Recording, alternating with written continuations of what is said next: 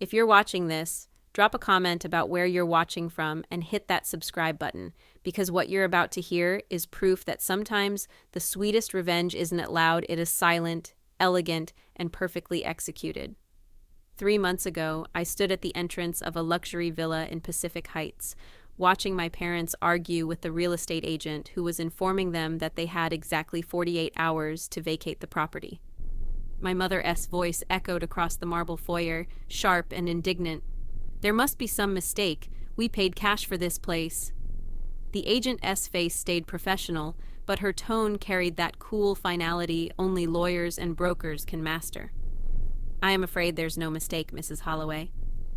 The new owner exercised the contractual right to reclaim the property due to breach of occupancy terms." My father, ever the proud man, barked, "Who is this new owner? I'll deal with them directly." I stepped forward, heels clicking on the marble floor, a sound that sliced through their disbelief. "You already are." Their faces. God, I'll never forget their faces. My mother's eyes widened in confusion before narrowing in disbelief. My father's jaw slackened as realization dawned. They looked at me like they were seeing a ghost. "You?" my mother breathed. "You bought this villa?" I smiled a small, calm smile I'd practiced in the mirror for weeks. "I did. And the irony is, I bought it with the down payment from the house you sold without telling me. That was the moment it all came full circle. The betrayal, the humiliation, the endless years of being dismissed, belittled, and made to feel like an ungrateful child, it all crystallized into that one moment of perfect silence, where the truth stood between us like glass. But before I tell you how I ended up reclaiming my parents' dream house right out from under them, you need to understand what they took from me first. Because revenge only makes sense when you understand what was lost. I grew up in that house they sold, the one on Maplewood Lane, with the wraparound porch and the oak tree that leaned just enough to make climbing it a childhood rite of passage. It wasn't just a house, it was the last piece of my grandparents' legacy. They built it after World War II, back when our family's name, Holloway, actually meant something in our small town. My parents used to tell everyone that they built themselves up from nothing, but the truth is, they inherited almost everything they had. The house, the land, the investments, they came from my grandparents. I was the only grandchild, and for years, everyone assumed I'd inherit it all someday. But that was before I learned how greed can rot love from the inside out. The betrayal didn't happen overnight. It crept in slowly, disguised as financial advice, temporary loans, and family decisions. My parents had a way of making me feel like every boundary I set was selfish. If I didn't give them money, I was ungrateful. If I disagreed, I was disrespectful. If I succeeded without their help, I was arrogant. When they sold my grandparents' house, they didn't just sell property, they sold the only place that had ever felt like home. And they did it without a word. I found out through a Facebook post.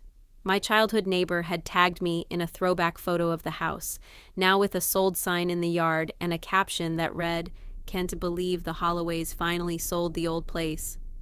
I stared at that photo for nearly an hour, refreshing the page as if the image would somehow change. Then I called my mother. "Why didn't you tell me you were selling the house?" I asked. Her voice was casual, almost bored. "Oh, sweetheart, we didn't think you'd care. You don't even live here anymore. Besides, we needed the money for something more fitting." "Fitting?" I repeated, my throat tightening. "For our new life," she said. "Your father and I found a villa in San Francisco. You should see it, it's magnificent. Not that you could afford something like that yet, but one day, maybe."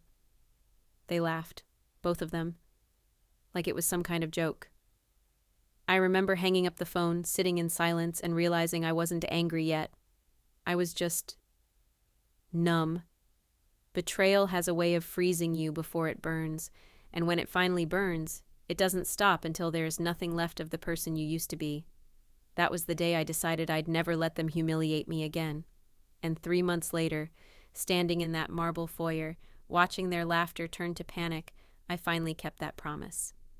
I grew up believing that loyalty to family was sacred. My parents drilled that into me from the time I was old enough to understand words like gratitude and sacrifice. My father, Richard Holloway, worked as a regional sales director for a manufacturing company, while my mother, Evelyn, was a former interior designer who had once dreamed of owning her own studio.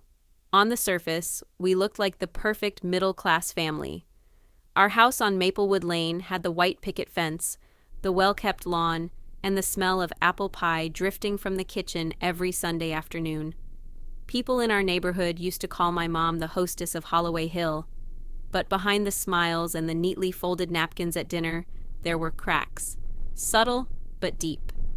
My father's pride was fragile.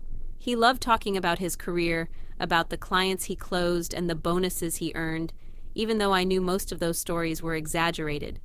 My mother, meanwhile, lived for appearances. Every holiday, she'd spend weeks decorating the house just to outshine the neighbors. She cared more about how people saw us than how we actually were. And me? I was the daughter who was supposed to make them proud. From the time I was little, my parents decided I'd be their proof of success. I wasn't just Maya Holloway. I was the product of their image, their investment, their brand. Straight A's weren't achievements, they were obligations. Scholarships weren't opportunities, they were status symbols. Whenever I achieved something, my mother would beam and say, "You make us look so good, darling. Not you make us proud, not we happy for you. Always you make us look good." By the time I hit high school, I had learned to measure my worth by how useful I was to their reputation. I joined every club, won every award, and smiled through every event, all to maintain the illusion of the perfect family. It wasn't until college that I realized how conditional their love really was. When I told them I'd gotten into Stanford on a partial scholarship, I expected excitement. Instead, my father frowned. "Stanford S all the way in California, that S across the country, Maya. You'll be too far away to help out around here." "Help out with what?" I asked. "Your mother S, planning to expand her design work again," he said, glancing at her. "She'll need someone to assist with clients, and you could live at home, it would save us all money." I remember laughing, thinking he was joking. But he wasn't. My mother sighed dramatically. "We just thought you to stay local. Family should stick together." When I told them I was going anyway, the tone in our relationship shifted overnight. My father became cold. My mother turned passive-aggressive. Every phone call started with, "So, have you met anyone yet?" and ended with, "If you came home, life would be easier." I paid my own way through college scholarships, part-time jobs, tutoring freshmen who couldn't tell the difference between APA and MLA citation styles. When I graduated, I was proud, independent, free. But independence doesn't sit well with people who built their power on your dependence. When I came home for Christmas that first year after college, my parents treated me like a guest who'd overstayed her welcome. The tension was subtle but constant, the kind of cold politeness that made every meal feel like a performance. At one point, my mother poured herself another glass of Chardonnay and said, "So, when are you going to stop pretending you don't need us?" I blinked. "What do you mean?" "You are always so proud of your little apartment and your little job," she said with a smirk. "That is cute, Maya. Really. But don't forget where you came from." "I haven't tea," I said quietly. "Good," my father added, "because we're not here to pick up the pieces if this independence phase doesn't work out." I left that night before dessert. That was the first time I realized my parents didn't want me to succeed. They wanted me to depend on them. Because the moment I didn't they lost control. For a few years, I barely visited. I built a life in San Diego working as a project manager at a design firm. The pay wasn't incredible, around $78,000 a year, but it was mine. I saved carefully, rented a modest apartment, and started investing in real estate on the side. My first property was a small duplex in Oceanside. I renovated it with help from a close friend, Leah, who ran a small contracting business. Leah was one of the few genuinely good people I've met. Down to earth, loyal, and fiercely honest. She used to joke that I was too forgiving for my own good. When I told her about my parents, she just shook her head. "They were using emotional guilt as a leash," she said. "Cut it before they choke your future with it." I didn't listen then. I still believed deep down that family could change. But the truth is, people like my parents don't change. They just find new ways to manipulate. Over the years, they called often, always with some financial emergency. A bad investment here, a temporary loan there. It started with small amounts, $500, $1,000, $2,000. But eventually, the requests grew bolder. "We just need $20,000 to hold us over until Dada's bonus clears," my mother said once. I wired the money. It never came back. Then came another call. "We were thinking of refinancing the house. Could you co-sign? It'll help us get a better rate." Against my better judgment, I agreed. I didn't realize then that they were using my credit to fund their lifestyle upgrades, new cars, designer furniture, vacations they deserved. Every time I questioned it, they turned it back on me. "You think you are better than us now, don't you?" My father snapped once. "Just because you make a decent living?" It took years before I understood the truth. I was never supposed to outgrow their narrative. When my grandparents passed away, everything changed again. I inherited a portion of their estate, nothing massive, but enough to give me a start. My mother handled most of the paperwork on my behalf, claiming she was helping me manage things since I was busy with work. I trusted her. That trust cost me $85,000. By the time I discovered the missing funds, the account had been drained into one of my parents' investment ventures. When I confronted them, my mother sighed dramatically and said, "Oh, for heaven's sake, Maya! It was family money. What's yours is ours. What's yours is ours." That sentence stayed with me. It was the unspoken law of my childhood, now said aloud for the first time. From that point on, something inside me began to harden. I stopped answering their calls as often. I learned to say no. I focused on my work, my investments, and slowly started to build a quiet life of my own. For the first time, I was content. Until the day I opened Facebook and saw that photo, the one of my childhood home, with the sold sign out front. The one that shattered whatever fragile peace I managed to build. Because they hadn't just taken money from me this time. They'd have taken memories, they'd have taken history, and worst of all, they'd have done it while laughing. That was the moment I realized something I should have known all along. Sometimes the only way to teach people who destroy what is sacred is to let them drown in the consequences of their own greed. The day after I saw that Facebook post, I drove 6 hours straight from San Diego to my parents' new address in Napa Valley. I didn't call first. I didn't want to give them the chance to prepare their lies. I just got in my car, turned off my phone notifications, and drove through the night with the image of that sold sign burned into my mind. When I pulled into their driveway the next morning, I almost laughed. They hadn't wasted a second adjusting to luxury. The front yard looked like a magazine, spread-trimmed hedges, a stone fountain, a brand-new Mercedes parked out front, the kind of house that whispered money in every brick. I rang the doorbell. My mother answered in a silk robe, her hair perfectly styled. She looked at me like I'd interrupted a photo shoot. "Maya?" she said, her voice tight with surprise. "What are you doing here?" "I saw the post," I said.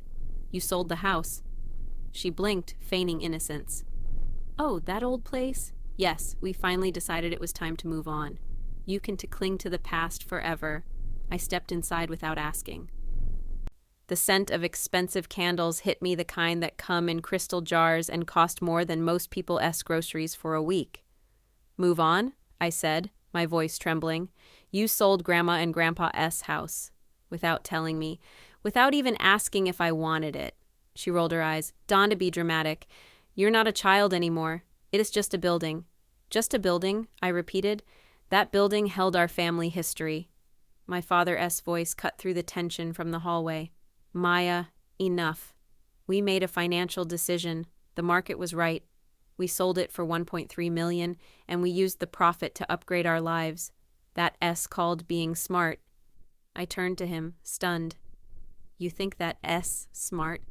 You used the last thing our family built to buy yourself a villa?" He crossed his arms. "Don T, start moralizing. You wouldn't understand the pressures of adult finances. You rent your apartment. You have no idea what ownership costs." I almost laughed. If only they knew. I'd quietly built a real estate portfolio worth over $2 million by that point. Duplexes, condos, small homes in developing areas, all managed through a trust. I wasn't a rich by any stretch compared to corporate magnates, but I was comfortable, independent, secure, but that wasn't something my parents deserved to know. "What did you do with the rest of the money?" I asked. My mother poured herself a mimosa. "We invested it." "Well, sort of. We bought this villa outright, $950,000, and used the rest for renovations, furniture, and, well, a little lifestyle adjustment." I stared at her. "You used my inheritance money." She didn't deny it. "Your grandparents would be wanted us comfortable," she said, her tone softening into that manipulative sweetness she used whenever she wanted to sound reasonable. "Besides, you've got your whole life ahead of you.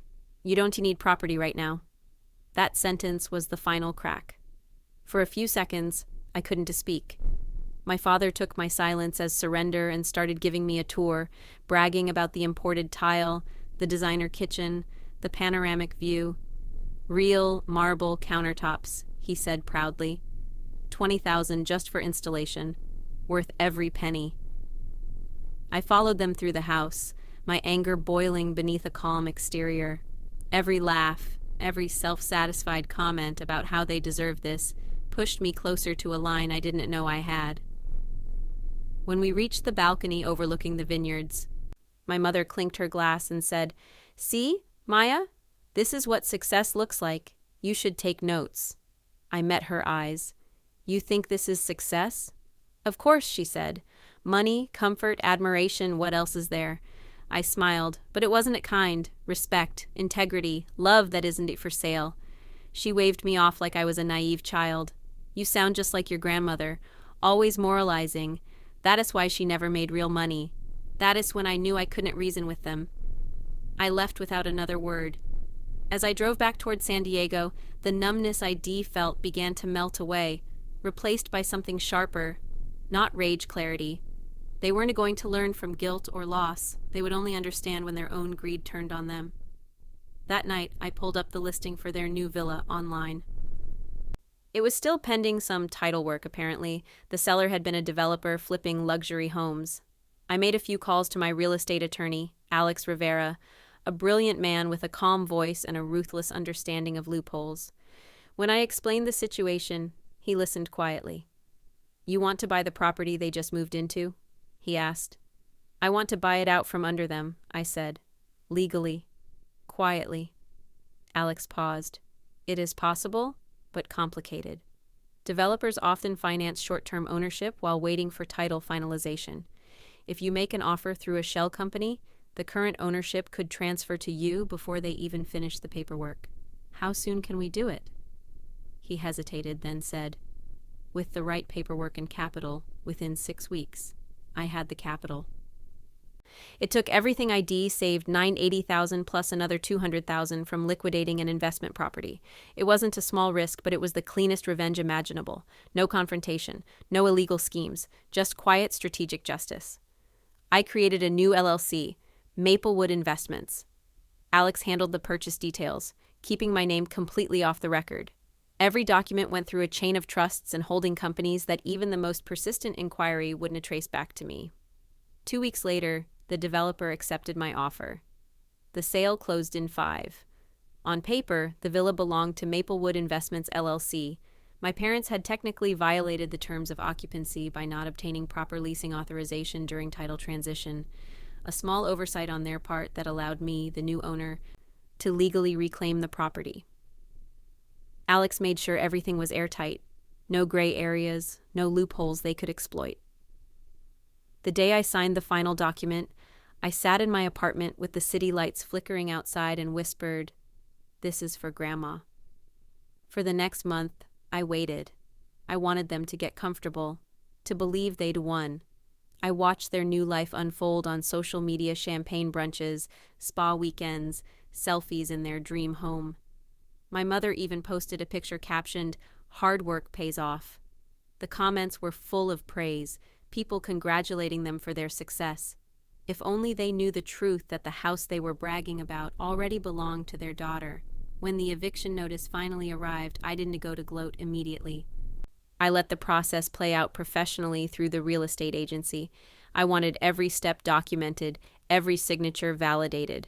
Only when I got the call that they were contesting the notice did I decide to show up in person, because there are some lessons that need to be delivered face to face. When the notice hit their mailbox, I was sitting on my couch with a cup of black coffee, watching the sunrise bleed through the blinds. I didn't have to see their reaction to know how it went. My father's fury, my mother's shrill confusion, the disbelief that anyone could dare challenge their newfound comfort. For people who had spent their lives bending others to their will, the idea of losing control must be felt like drowning. By noon, my phone rang. Blocked number. I answered. Maya.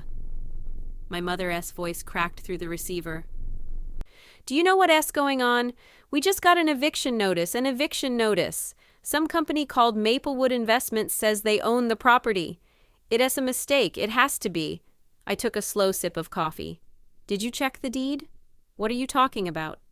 The title transfer, I said, keeping my tone neutral. Maybe you should look into it. Developers flip properties fast these days. She was silent for a moment. Then her voice dropped to a pleading whisper.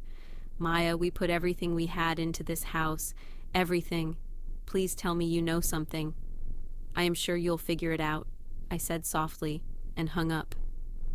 That was the first time in my life I didn't feel guilty for not comforting her.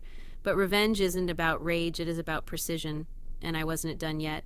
Over the next week, I began documenting everything, every transaction, every statement they'd made about using family funds for their villa, every traceable post that tied their self-funded luxury to the house they sold. My goal wasn't just eviction, it was exposure. Alex helped me collect the paperwork, bank statements from the property sale, proof of inheritance transfers, and the deed history connecting the old family home to the money they'd funneled into the villa. You know, Alex said one evening as we sat in his office reviewing the files, you could just evict them quietly. Legally, they have no claim. You don't need to make it personal. I looked at him. It is personal. He nodded slowly. Then you need to be smart about how public you make this. Once people know, it can be undone. That is the point, I said. They wanted admiration. Let us see how much of it survives when people know what they did. By the third week, their arrogance had turned to desperation. They'd contacted lawyers, tried to claim fraudulent sale, and even accused the developer of scamming them. None of it stuck. Every path led back to me, quietly hidden behind the name Maplewood Investments. Then came the day I decided to see them face to face again. I arrived at the villa unannounced, just like before. The gate was open. The once perfect lawn was starting to brown, probably because they'd been too stressed to maintain it. My father answered the door this time. His face was red, eyes sunken with exhaustion. What the hell is happening, Maya? He barked. We were being kicked out of our own home. Technically, I said calmly, it's not your home anymore. His jaw clenched. You knew about this, didn't you? I tilted my head. Maybe. He stepped closer, his voice rising. If you know who bought it, you better tell us. We'll fight it. I don't care how powerful they are. I looked around the foyer, the same place he bragged about marble floors and imported chandeliers. You always said success means comfort, right? Maybe you should take your own advice and accept this loss as a lesson. He glared at me. You think this is funny? No. I said, I think it is justice. My mother appeared behind him, tears streaming down her face. Please, Maya, we'll lose everything. We've already sold the cars. The furniture, we just need more time. Something in me softened for a moment, then hardened again when I remembered her saying, You can cling to the past forever. You didn't give me time, I said quietly. You didn't even give me a phone call before you erased my grandparents' legacy. Now you want mercy? Her lip trembled. We thought you'd understand. Understand what? I snapped. That you traded everything that mattered for a taste of status? That you valued appearances over family? The silence that followed was suffocating. Then my father said, We raised you. We gave you everything you have. I almost laughed. No, I gave myself everything I have. You just taught me what not to become. I turned to leave, but my mother grabbed my arm. Wait, please. If you know who bought this house, tell us. We can fix it. I looked at her hand on my sleeve. You can fix something you destroyed on purpose. When I pulled away and stepped back into the sunlight, I didn't look back. That night, I drafted an email to a local real estate journalist, a woman named Clara Benson, who specialized in exposés on fraudulent sales and family inheritance disputes. I didn't mention my name, just attached the documents anonymously and included a short message. Some people will do anything for wealth, even betray their own blood. The proof is attached. I wasn't doing it for revenge anymore. I was doing it for the principle, for the story my grandparents never got to tell, for the idea that maybe, just maybe, greed should have consequences. 2 days later, the article went live.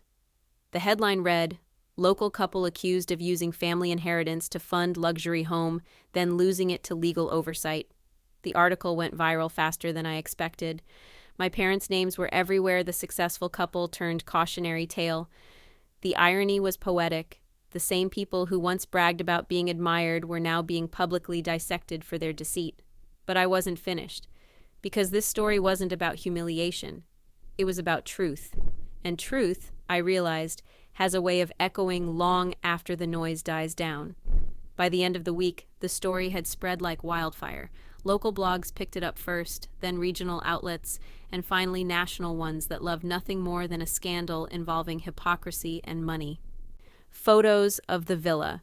My villa flashed across every article. The captions read things like, "From fortune to foreclosure, how greed destroyed a family legacy." My parents stayed out of sight for a few days, probably hoping the storm would pass.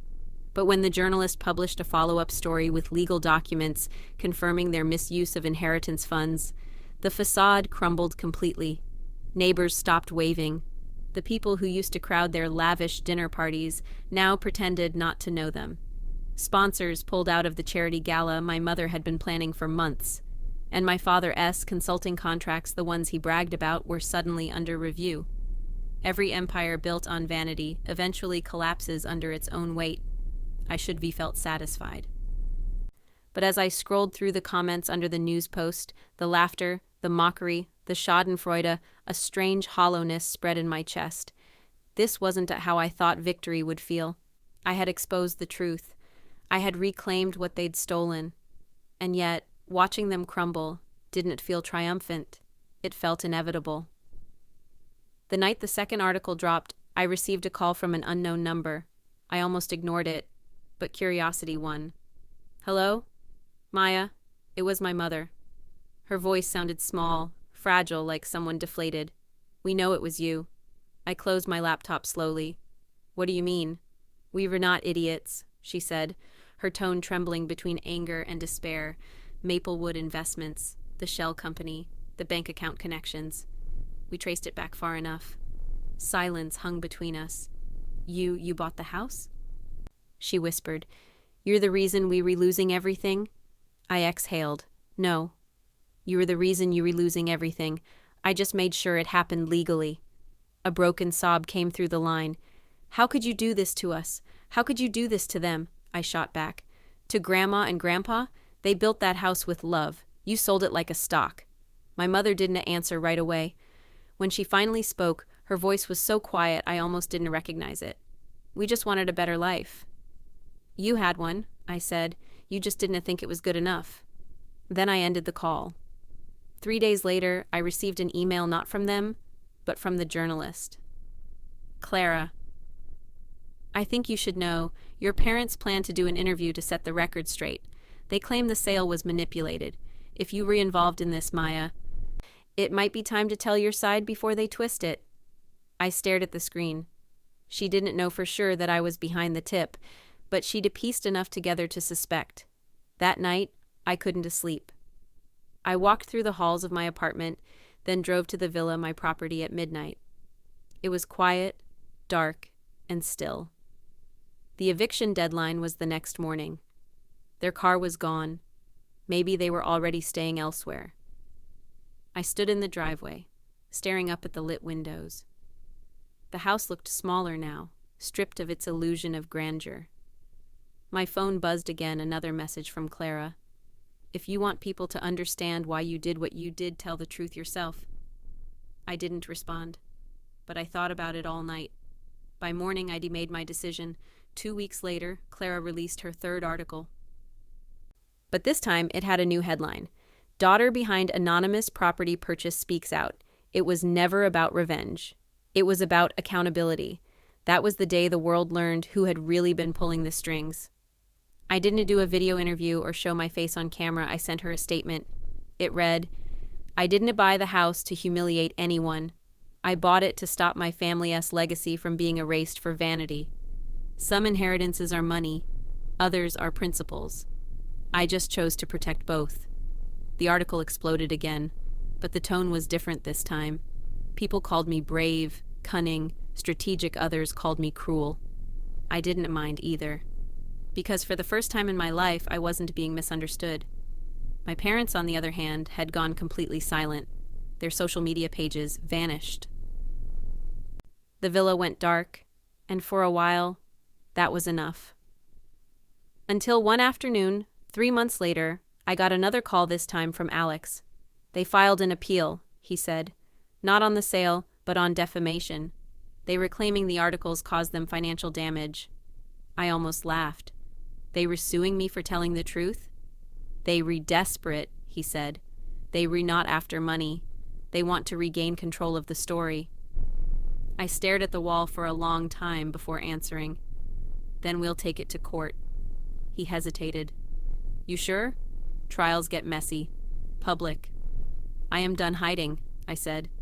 If they want to fight, they can have it in the open. The courtroom became the final battleground, the perfect stage for a story that had begun in shadows. My parents sat across from me, looking smaller than I'd ever seen them. My mother's hair was gray at the edges now. My father's hands shook when he adjusted his tie. The irony wasn't lost on me. The people who once taught me that reputation is everything were now fighting for scraps of theirs. Their lawyer painted them as victims of a vindictive daughter with too much power. But when my turn came, I didn't raise my voice or play for sympathy. I simply presented the facts, the trust documents, the sale records, the transfers. When the judge asked why I had gone to such lengths to conceal my ownership, I said, because sometimes the only way to show people their reflection is to hold up a mirror they don't recognize. There was silence after that. When the verdict came down, the court dismissed their case. My ownership stood. The articles stayed online. Outside, reporters surrounded me. Flashbulbs popped like lightning. Someone shouted, Maya, do you regret what you did? I stopped, looked straight into the camera, and said, no. I regret that it was necessary. After that, things quieted. The villa was sold again, this time to a family with 2 kids and a golden retriever. I didn't need to keep it anymore. It had served its purpose. With the proceeds, I started something new. The Sterling Foundation, named after my grandparents. It funded scholarships for students studying ethics in business and social impact ventures. One of the first grants went to a young woman who wanted to help families recover from financial exploitation. She wrote me a thank you letter. In it, she said, you showed that power doesn't always come from wealth. Sometimes it comes from being willing to lose everything for what's right. I pinned that letter to my wall because she was right. The revenge hadn't been about destruction. It was about restoration. And in the quiet after all the chaos, I realized something my father never taught me, that control isn't power. Understanding is the ability to look at pain, betrayal, and greed and choose truth anyway. That was my inheritance. That was my victory. The morning after the verdict, I woke to an envelope slid under my apartment door. There was no return address, no handwriting on the front, just my name typed neatly across it. Inside was a single sheet of paper. Meet us at the villa tomorrow at noon, it read. We need to talk. For a moment, I thought about ignoring it, but something in me wanted closure. After months of silence, I needed to look them in the eyes one last time, not out of anger, but to confirm that I'd finally outgrown the hold they once had over me. When I arrived, the villa looked almost peaceful again. The new owners hadn't moved in yet, so it was still empty echoes of old furniture outlines on the floors, the faint scent of my mother's perfume lingering in the air. My parents were already there, sitting in the living room. My mother looked tired, her usual elegance replaced with the plainness of someone who had stopped pretending. My father stood by the window, staring out at the garden. "You came," he said without turning around. "You asked," I replied. He finally faced me, and for the first time in my life, I saw something human in his expression. Not arrogance, not defensiveness, just loss. "We didn't mean for it to go this far," he said quietly. "We thought we were protecting what was ours." "What was yours?" I asked, keeping my tone even. "You sold what wasn't yours to begin with. You sold memories, family, history." My mother reached for my hand, but I didn't take it. "We made mistakes," she said. "We were desperate. After your grandparents passed, we had debts. We didn't know how to fix it without—" She trailed off. "Without what?" I asked. "Without sacrificing your integrity?" My father's voice hardened. "You're acting like we stole from you." "You did," I said simply. "You sold my inheritance, my childhood home, for a villa you couldn't afford to keep. And when you lost it, you blamed everyone but yourselves." My mother's voice broke. "You humiliated us. Publicly. Do you understand what that's like?" I met her gaze and said, "Yes. Because you did it to me first." She froze. My father rubbed his temples. "You always thought you were better than us," he said bitterly. "Educated, independent, untouchable. You think buying this house made you right?" "No," I said. "It made me free." There was a long silence. For a moment, I thought they might apologize or at least acknowledge the truth. Instead, my father sighed, the sound heavy and defeated. "You've always been stubborn, just like your grandfather." I smiled faintly. "That is the best compliment you've ever given me." My mother started to cry softly. "We just wanted to live the life we thought we deserved."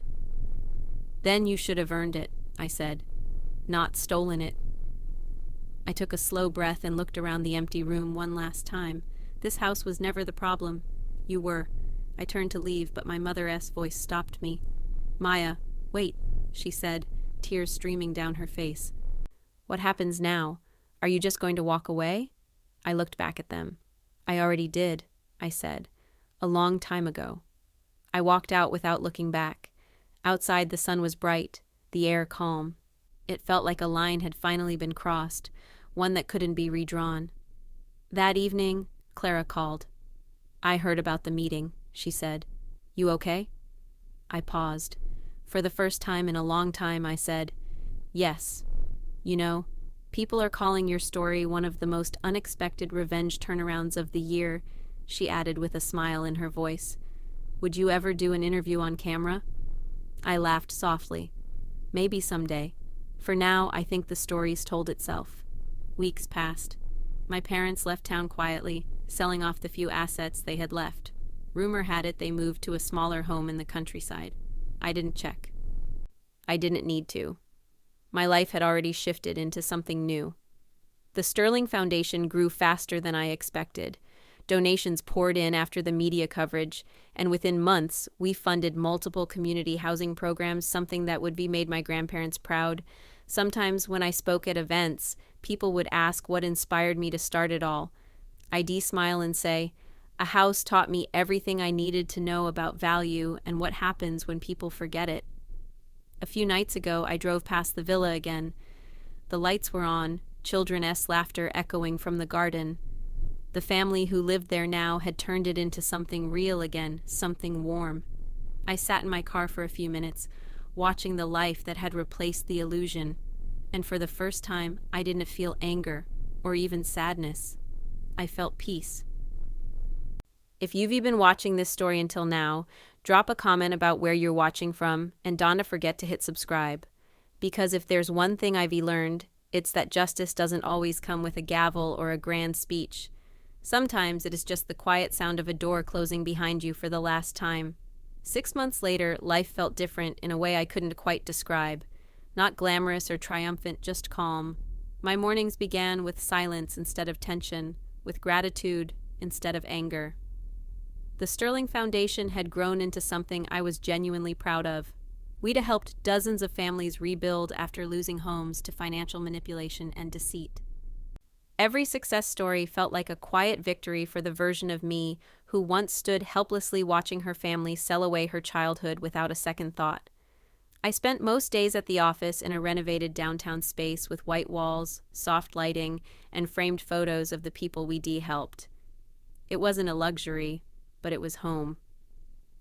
One afternoon, I was reviewing grant proposals when Alex stopped by with coffee in hand. "You've been in meetings since morning," he said. "You need a break." I smiled. "You sound like my assistant." "She's the one who told me to say that," he replied, setting the coffee on my desk. "By the way, I read the latest article about the foundation. You're becoming kind of a symbol for accountability. How does that feel?" I leaned back in my chair, thinking about it. It feels strange. I didn't do any of this to prove a point. I just didn't want to live in lies anymore.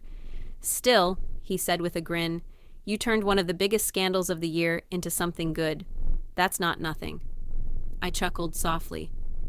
"Maybe not. But if I learned anything, it is that revenge only feels good for a moment. Integrity lasts longer." "So no regrets?" he asked. I looked out the window, watching the city bustle below. "No," I said, "just lessons." That evening I stopped by the lake. The water shimmered under the late sun, calm and steady. I used to come here as a teenager when things at home felt impossible. It was where I learned that peace isn't something you wait for, it, something you create. Standing there, I thought about everything that had happened, about my parents, the house, the chaos, and the calm that followed. I hadn't spoken to them since that last meeting at the villa, but every now and then I'd think about them and wonder if they ever truly understood what they'd lost. Maybe one day they would, maybe not, but that wasn't my burden anymore. I pulled out my phone and scrolled through the Foundation social page. One of the recent comments caught my eye. It said, "Thank you for showing that doing the right thing doesn't make you weak, it makes you free." I smiled. Maybe that's what all of this had been about. Not revenge, not punishment, freedom. Freedom from needing approval. Freedom from the weight of betrayal. Freedom from the illusion that family means unconditional loyalty. Family, I had learned, is not defined by blood. It's defined by respect. And sometimes it takes losing everything to understand what's actually worth keeping. The next morning, I stood on the balcony of my apartment, the city stretching wide beneath me.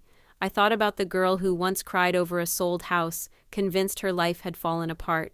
She would never imagine this version of herself, calm, confident, unafraid to set boundaries.